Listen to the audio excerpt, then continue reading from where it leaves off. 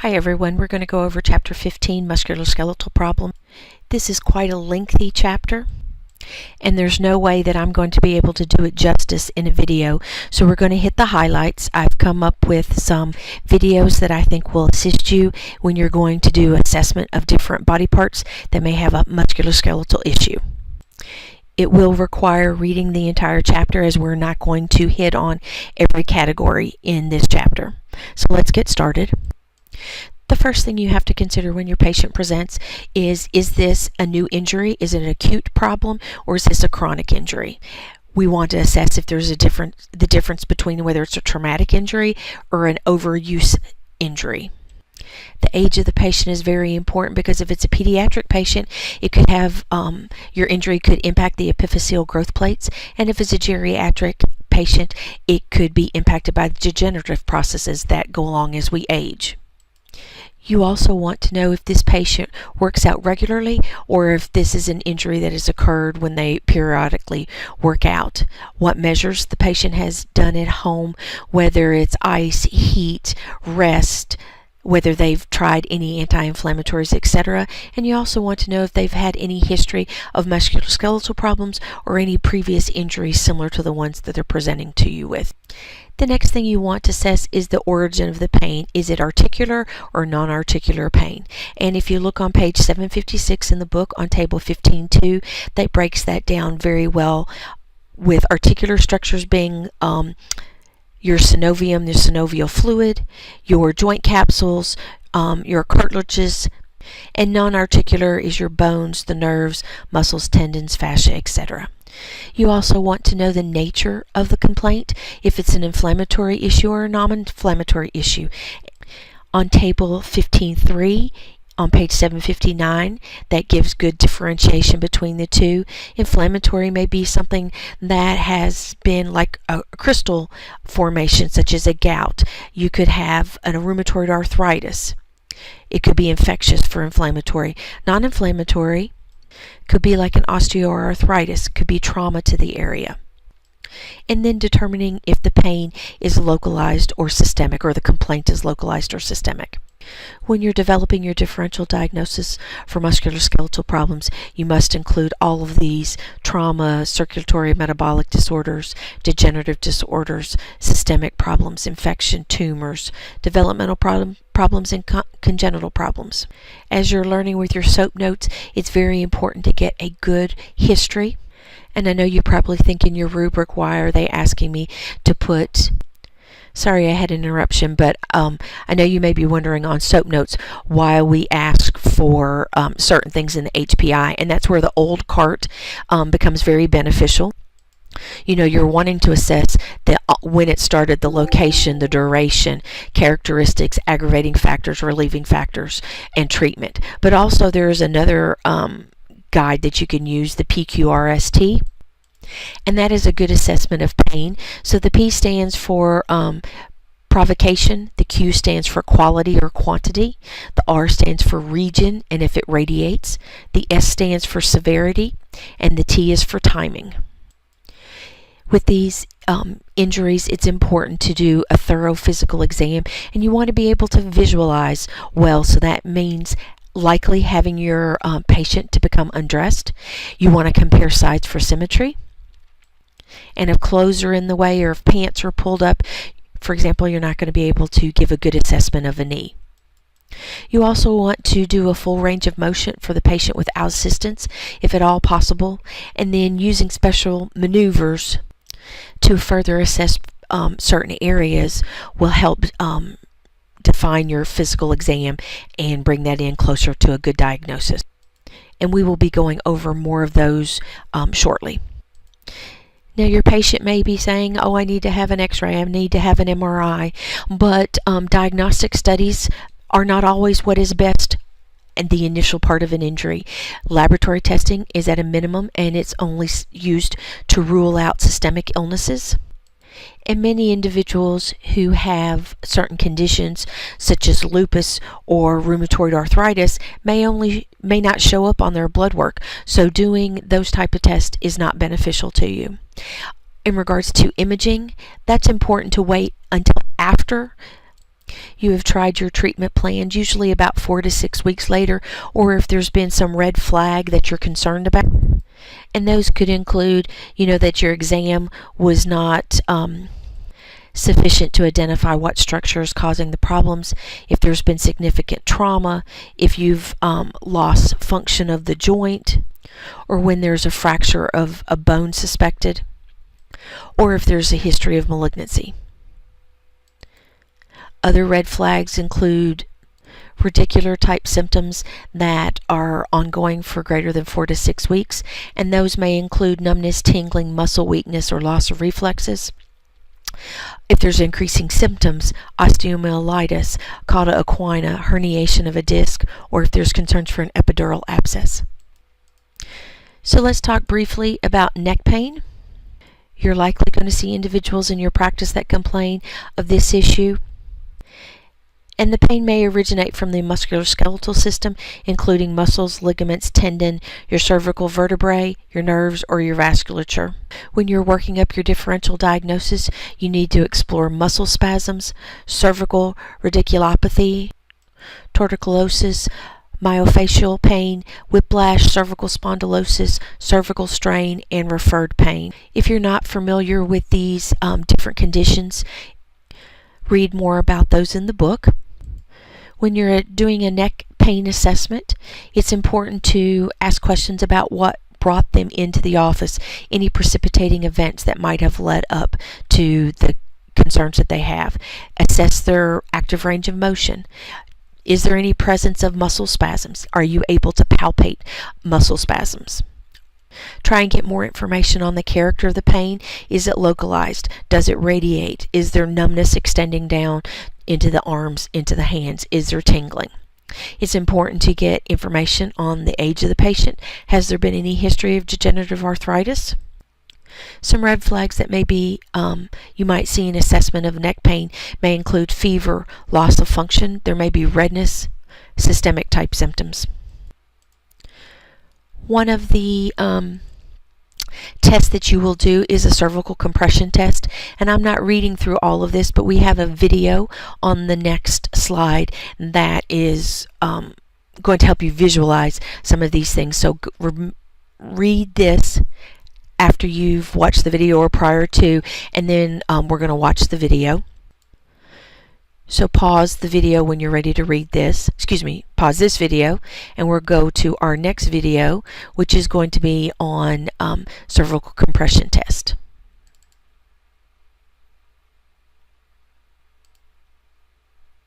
Hello, doctors. I am Dr. Donald Lozello of Championship Chiropractic in Las Vegas, Nevada.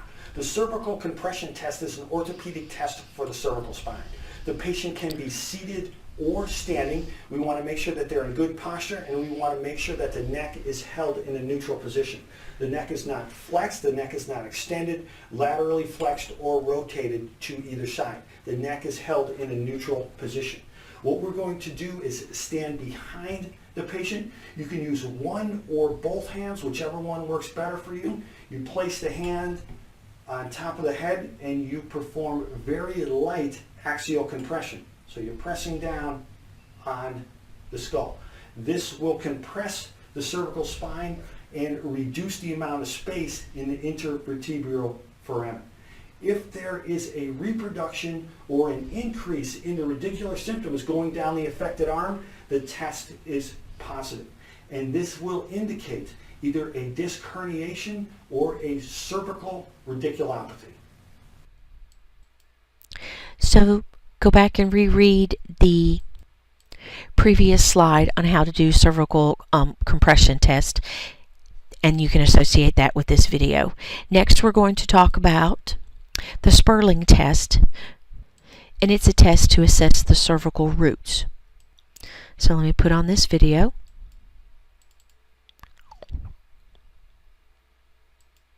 Sperling's test is a maneuver.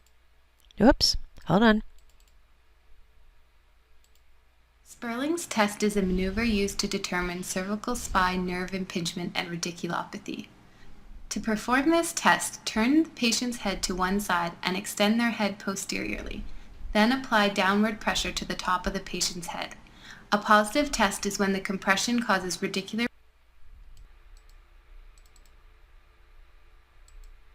Sperling's test is a maneuver used to determine cervical spine nerve impingement and radiculopathy. To perform this test, turn the patient's head to one side and extend their head posteriorly. Then apply downward pressure to the top of the patient's head. A positive test is when the compression causes radicular pain down the patient's arm. Okay, I am not for sure if you're able to hear these videos when I'm playing them.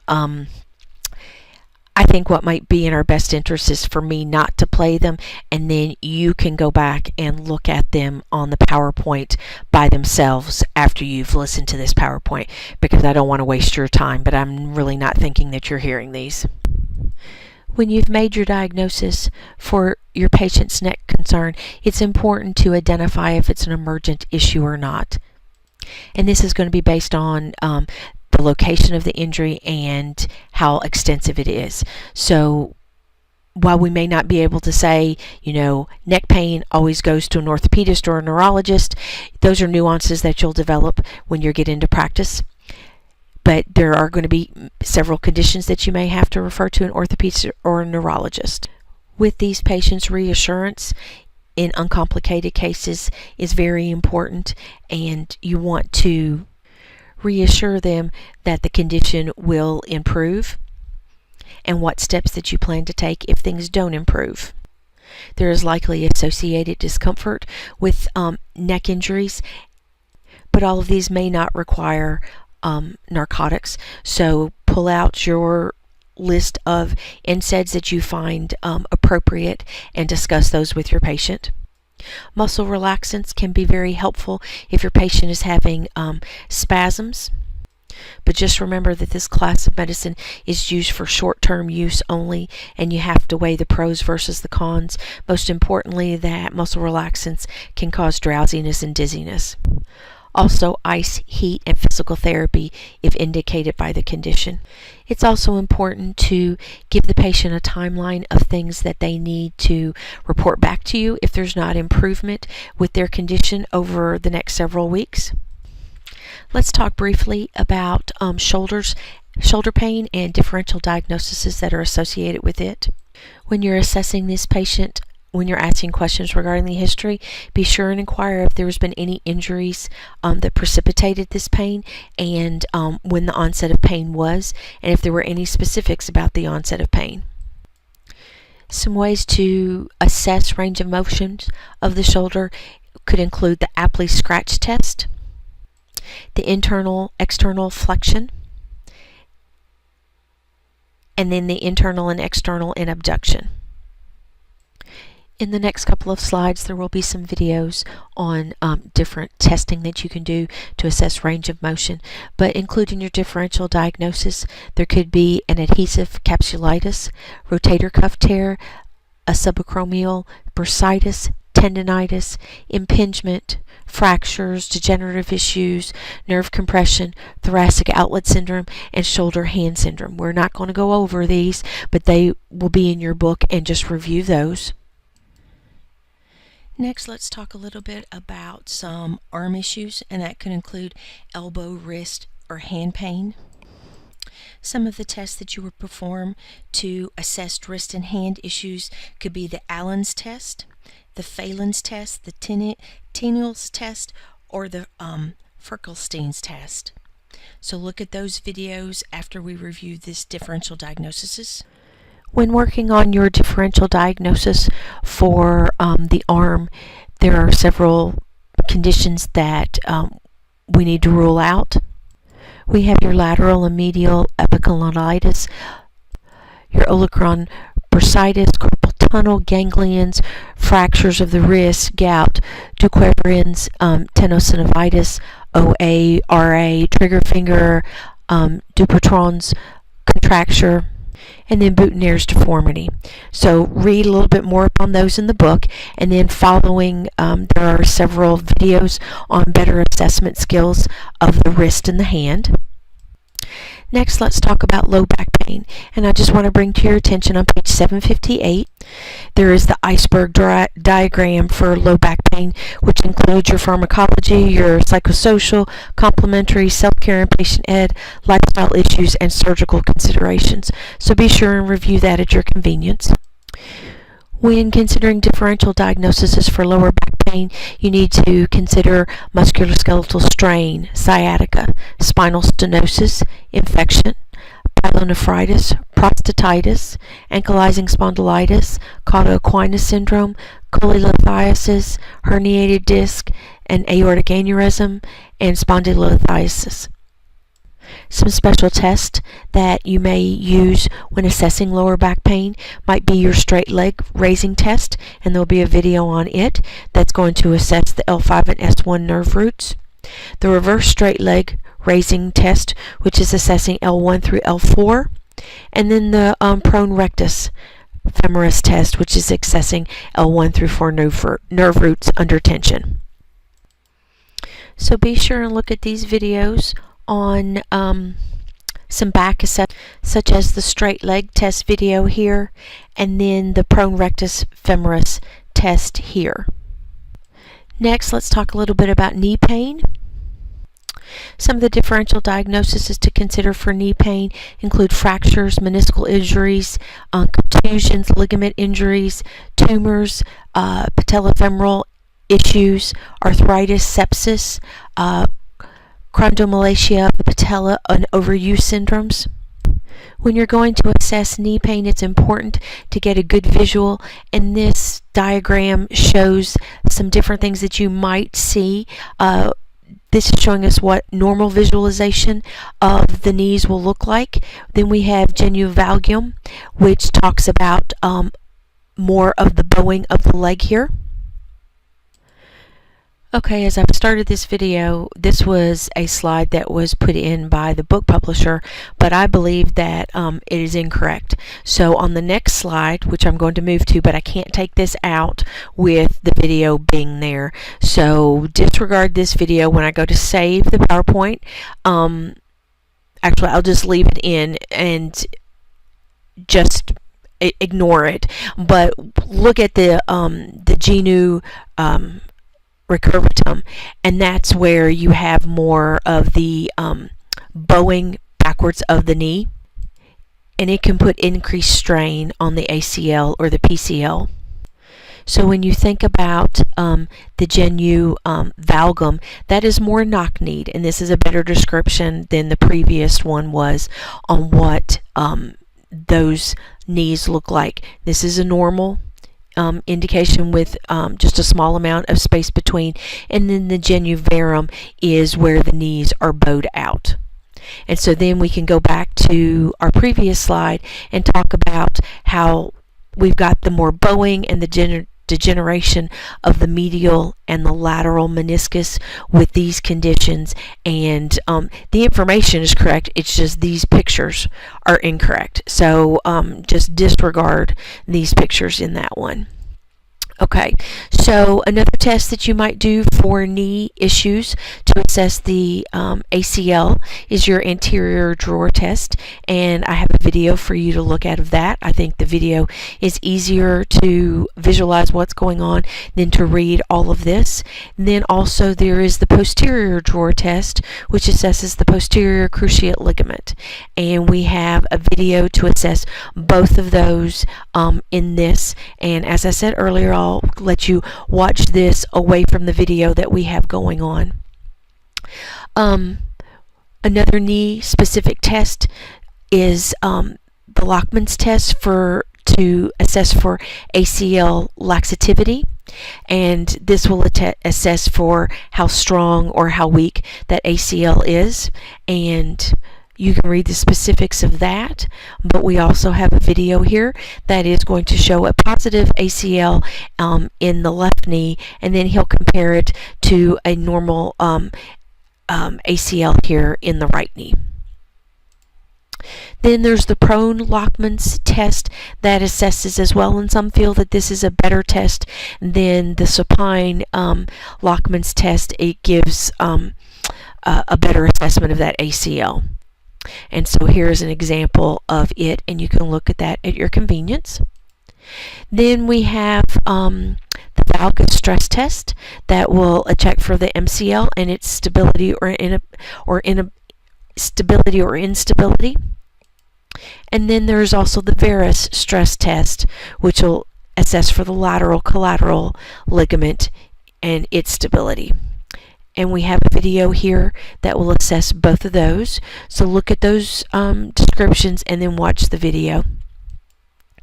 There's also a pivot test that assesses for the anterior lateral knee stability, also known as the jerk test. And I believe that we have a video here, and let me just make sure it's going to open up since it's a black screen. Yes, so if you just click on that when you are listening to it off this video, it should open for you without any issues. Then there's the McMurray's test that will assess for a meniscal tear, and be sure and read through those on how to conduct it. And then there's a video that will demonstrate what to do next. Management of all these conditions, of course, is going to be dependent on what you're finding. If there's not any mechanical symptoms, and if there's concern for a degenerative tear, then your initial therapy is going to be very conservative. You're going to want to implement RICE, which we know is the rest, ice, compress, and elevate. Encourage the use of crutches during that more acute phase. If necessary, you may need to consider some oral analgesics, but NSAIDs may also be enough to manage pain. And then after a short term, if you are using narcotics, then move on to NSAIDs afterwards. It's important, especially in the younger patient and older patient as well, but not to allow atrophy of the muscles. So physical therapy or any form of rehabilitation is important so that that muscle does not weaken.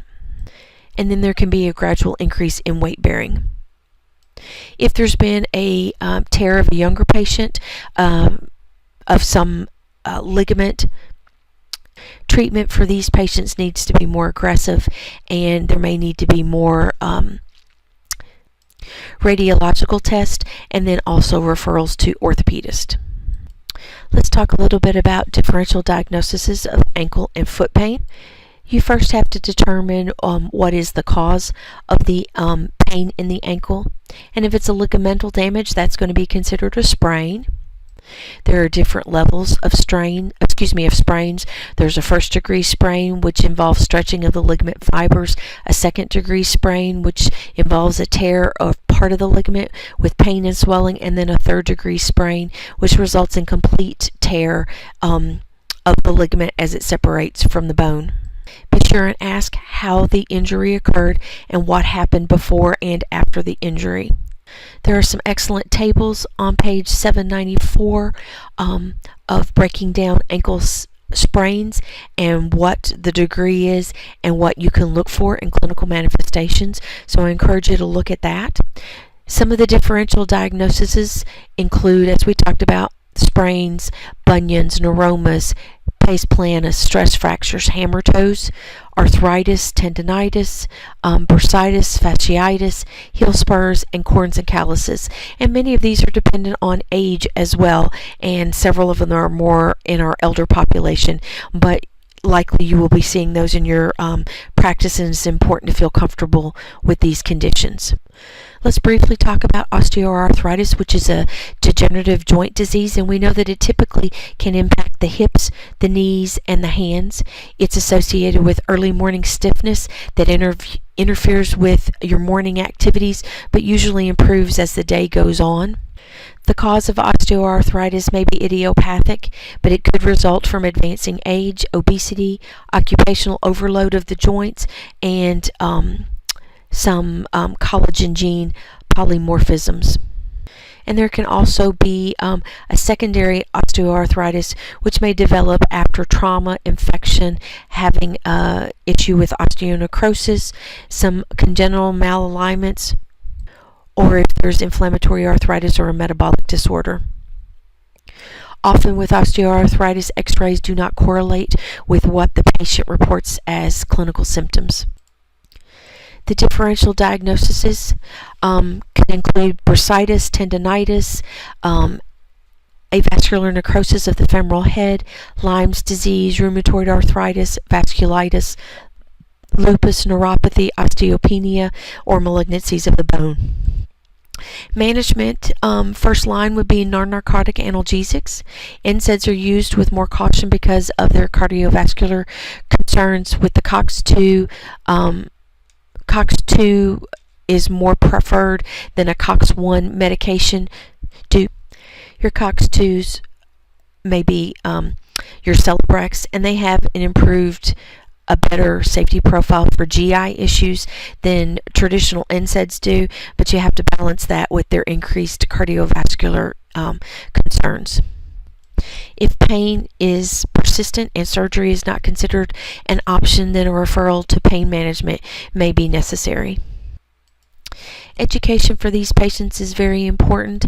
The Arthritis Society has lots of support resources. There's importance on the patient and the family having counseling on living with a chronic illness, ways of doing activity modification, trying to come up with other activities that they can do, such as water exercise, is important with the use of heat or cold, whichever one feels best to the individual.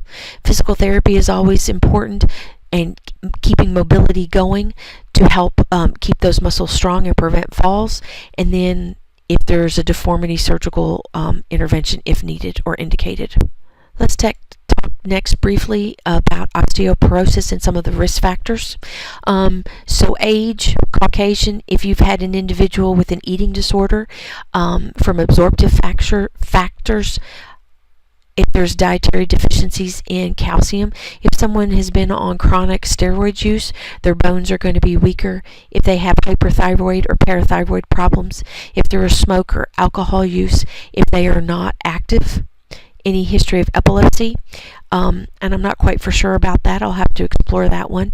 Family history of osteoporosis, excessive caffeine, and most individuals do not identify that excessive caffeine can cause osteoporosis, but that caffeine and that carbonation can pull calcium out of the bones and make them more brittle, thus resulting in fractures. Also, rheumatoid arthritis and any prior history of fractures.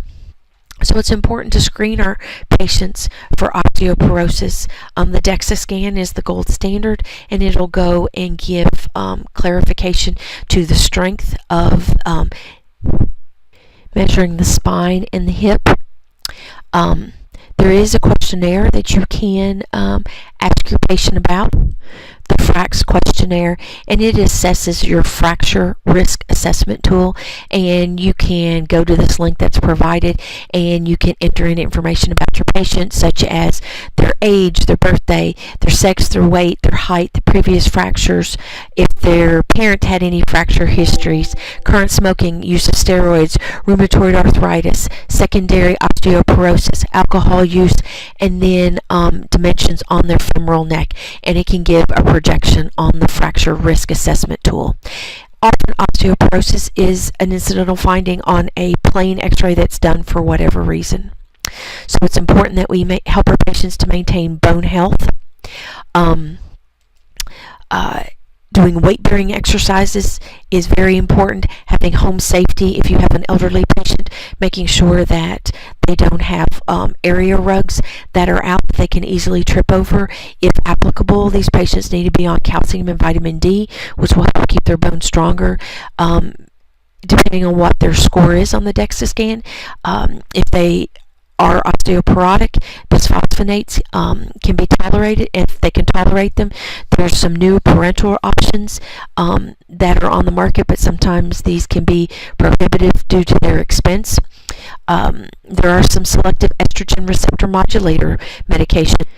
These medicines include Juravista, and this is FDA approved for the prevention and treatment of osteoporosis in postmenopausal women, and it is also known to reduce the risk of invasive breast cancer in postmenopausal women who are at high risk or who have osteoporosis. So there's lots of new medications that are coming out, so keep your eyes open for that. And with these patients, it's important to repeat a DEXA scan every 2 to 3 years to further assess how these patients are doing with therapy. So that is the end of chapter 15, and I know a lot of that is more reading of the book, but I think that I cannot do all this information justice as the videos can, and you being able to pull out some of the pearls that are in the book. And what is going to be on your exam on the next test are more practical applications for patient scenarios that might present with with musculoskeletal issues. So I think if you focus on the ones that were mentioned, such as elbows, ankles, shoulders, knees, and back pain, that these are probably things that you have seen in practice. I appreciate your time, and thank you.